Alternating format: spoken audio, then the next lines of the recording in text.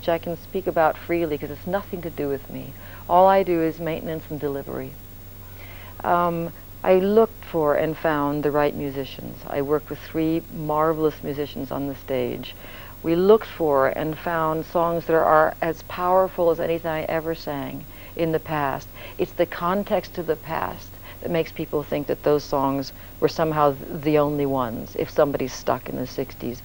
I was telling you earlier that I remember now where the concert was, and it was a perfectly wonderful shock for me. I was singing in Czechoslovakia, and the audience has become younger in a lot of places. And it was a marvelous evening, and they're very bright, and at the end I thought, oh well, they've all been so good listening to these new songs, I'll sing them Dona Dona. Well, there were so many young kids there, they didn't know the song. It was not the appropriate encore. It was not, oh, thank God she's finally done what we all came to hear. And I left the stage laughing because it was my own, trying to take care of everybody. And I had left my own musical adventure to do that, and it was unnecessary. And the musical adventure at the moment is Gone from Danger. It's the album, and it was this search through hundreds and hundreds of songs to find ones that fit me like a glove, or that I fit like a glove. And they're worth talking about. You can't, for me in my life, we have to talk about what's powerful now in the 90s. The 80s were a pretty rotten time for a lot of people. But is there no similarity in theme and subject matter between the songs that you sing so happily now and that you sang? There is. 20 We've already years ago? there Yeah. is. But you see, the similarity is that folk music, the kind which is I'm comfortable with, it's now called contemporary folk music, really reflects the times around us. And so what's very curious is to see what the issues are now. They're not as blatantly political. They're not about the war in Vietnam, because the young people, you have to explain what that war was now, which is worth doing. But the fact that one of the most powerful songs in the evening is about an immigrations officer. He's interrogating somebody, and he's disgusting, and racism is mounting everywhere. My manager and I were talking about the other day Denmark. It's an issue in Denmark. Well, we kind of thought it was for certain areas that weren't quite as civilized as the rest of us. And in England, it's rotten, and in the States, it's rotten. And it's not just those rotten Germans. It's all of us who have to deal with this. So here's the song that's written by somebody who, writes songs in a way that's contemporary. But for me, of course, it's comfortable because, as we discussed already, the musical foundation and the political foundation are the strongest foundations in my life. Is your personal life stronger than it was? Oh, of course it is. Are you alone, or?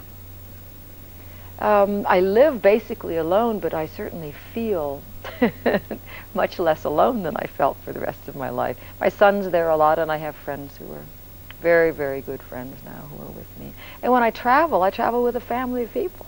I might have a bass player, a drummer, a guitar player. We have to be family or we don't last together. I've been with 2 of them for 4 years. The guitar player is new, he's from the Isle of Wight. And now on this tour we have 2 of the songwriters who come and go on the stage and sing their songs with me and my band, and we have a fiddle player. So it's a movable feast. What makes a great song? A song that lasts. You mean you only know it's great if it lasts? I think so. Who are the great songwriters or song singers of your day? Song singers of my day? Well, which is my day? Well, today. Okay. See, it's working. You've resisted pretty well, but it's just dragging you into the 90s. Okay. If you ask, whose CDs do I carry? Yeah. Joni Mitchell's last CD, Turbulent Indigo, is absolutely brilliant. In my opinion, it's the best thing she ever did. She got a Grammy for the writing of it. Desert Island Disc of mine is Leonard Cohen's I'm Your Man, and the one he did just after that, Democracy, USA, called The Future, I guess it is. Currently, and then, I mean, those are the people who've lasted all of these years, but the young writers now, Sinead Lohan, she's got 2 songs on this album. She's an Irish songwriter. She's brilliant. Dar Williams, has got 2 songs on this CD, and I've worked with her personally, and she opened for me in a lot of places. She is writing songs which will last. If I could go back to the causes, Well, you can.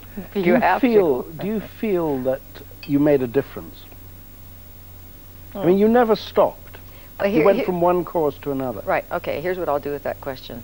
I am hoping that whatever I have to add, whatever I have to contribute on a cultural level, that's what I'm doing now, and that it's moving for people. They tell me it is, and that the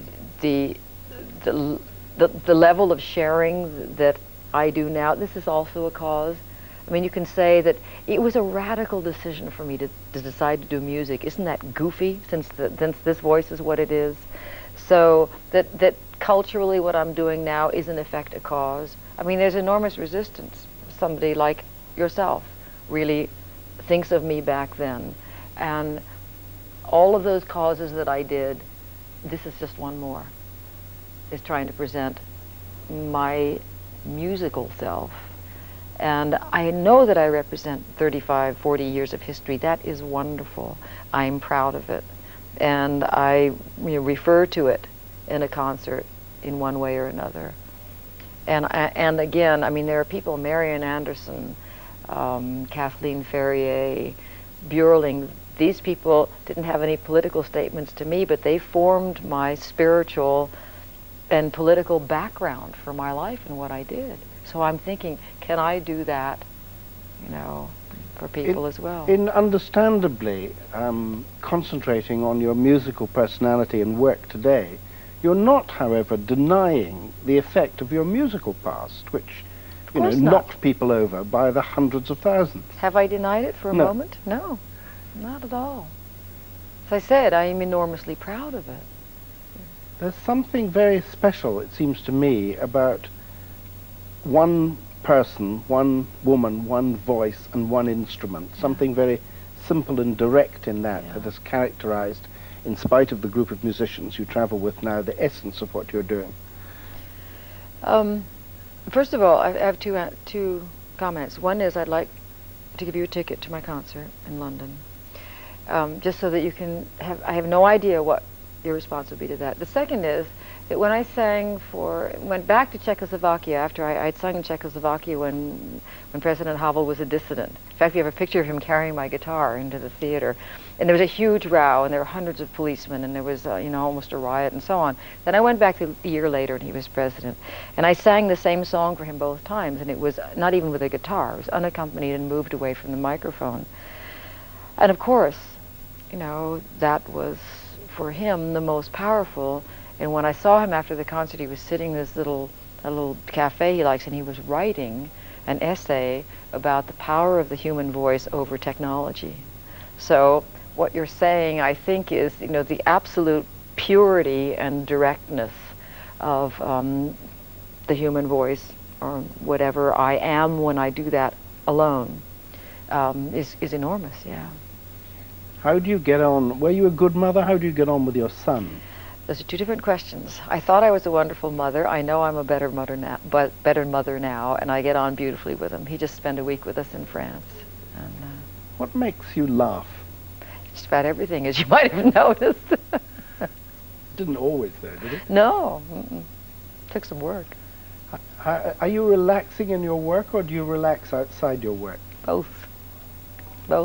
And how do you relax outside your work? I dance.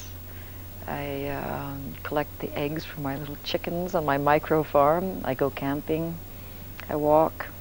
Do you walk for miles and miles? Well, probably not like the English. I better be a little careful when I say take a walk. I mean, I've walked with regular people, and then I've walked with the English, and it can be quite a commitment to say you want to take a walk in England. But no, in fact, I do walk like the English. What do you still hope for in your life?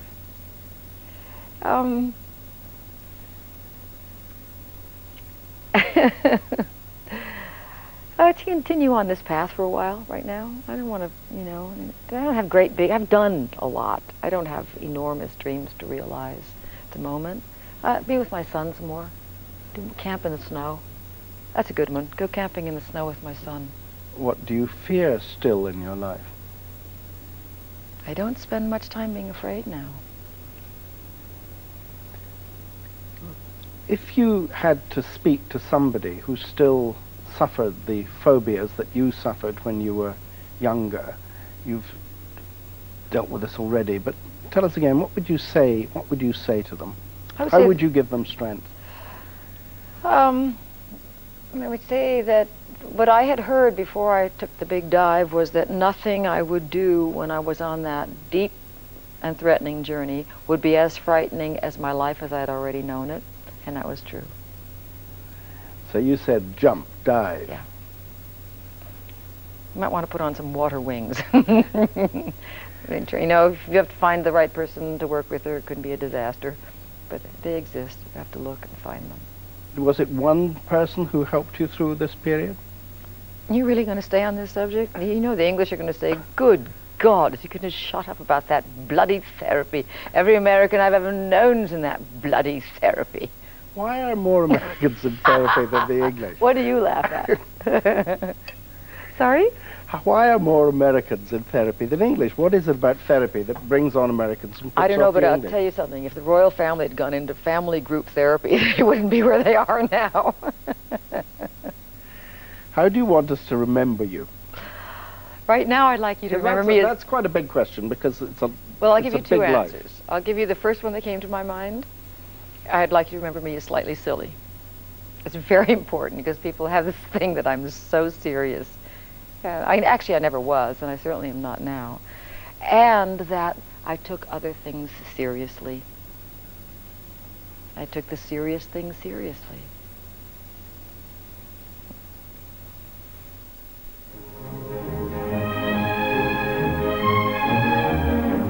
Face to Face returns to BBC Two in 2 weeks' time.